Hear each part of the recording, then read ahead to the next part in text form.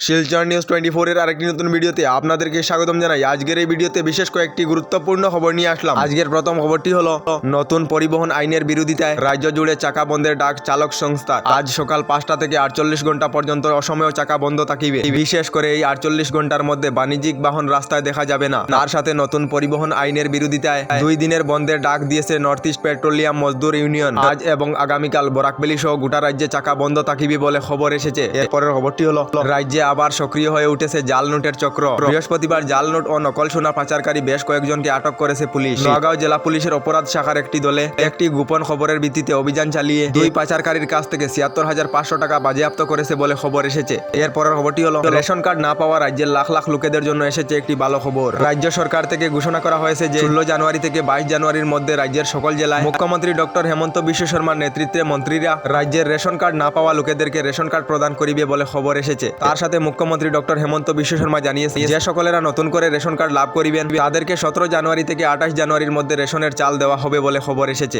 এরপরের খবরটি হলো এসএইচজি গ্রুপে থাকা মহিলাদের জন্য এসেছে একটি ভালো খবর। মুখ্যমন্ত্রী ডক্টর হেমন্ত বিশ্ব শর্মা ঘোষণা করেছিলেন যে এসএইচজি গ্রুপে থাকা মহিলাদেরকে 10,000 টাকা করে দেওয়া হবে। তার জন্য মহিলাদেরকে একটি করে ফর্ম দেওয়া হবে। এই ফর্ম ফিল আপ করে জমা করে দেওয়ার পর মহিলাদের ব্যাংক অ্যাকাউন্টে 10,000 টাকা জমা করে দেওয়া হবে। তবে এই ফর্ম রাজ্যের সকল জেলায় এখনো দেওয়া হয়নি। এবার খবর এসেছে জানুয়ারি মাসে রাজ্যের সকল জেলায় এই ফর্ম দেওয়া হবে। রাজ্যের সকল জেলার মহিলারা এই ফর্ম ফিল আপ করে দেওয়ার পর মহিলাদের অ্যাকাউন্টে 10,000 টাকা করে দেওয়া হবে বলে খবর এসেছে। এরপরের খবরটি হলো খুবই শীঘ্রই শিলচর আগরতলার মধ্যে ছুটবে বন্দে এক্সপ্রেস ট্রেন। এমনটাই আশ্বাস দিয়েছেন কেন্দ্রীয় রেলমন্ত্রী অশ্বিনী বৈষ্ণব। শিলচরের সাংসদ রাজদীপ রায়কে আশ্বাস দিয়েছেন কেন্দ্রীয় রেলমন্ত্রী অশ্বিনী বৈষ্ণব। কেন্দ্রীয় রেলমন্ত্রী অশ্বিনী বৈষ্ণব জানিয়েছেন খুবই শীঘ্রই শিলচর এবং আগরতলার মধ্যে বন্দে ভারত এক্সপ্রেস ট্রেন চালু করা হবে। এরপরের খবরটি হলো দেশেতে খুবই দ্রুত গতিতে বাড়িতেছে করোনা ভাইরাস। রিপোর্ট অনুযায়ী গত 24 ঘন্টার মধ্যে দেশেতে নতুন করে 760 জনের মধ্যে করোনার পজিটিভ পাওয়া গেছে। তার সাথে গত 24 ঘন্টার মধ্যে 2 জনের মৃত্যু হয়েছে বলে জানা গেছে এবং মোট অ্যাক্টিভ কেসের সংখ্যা 4,430টি হয়ে গিয়েছে বলে খবর এসেছে। এরপরের খবরটি হলো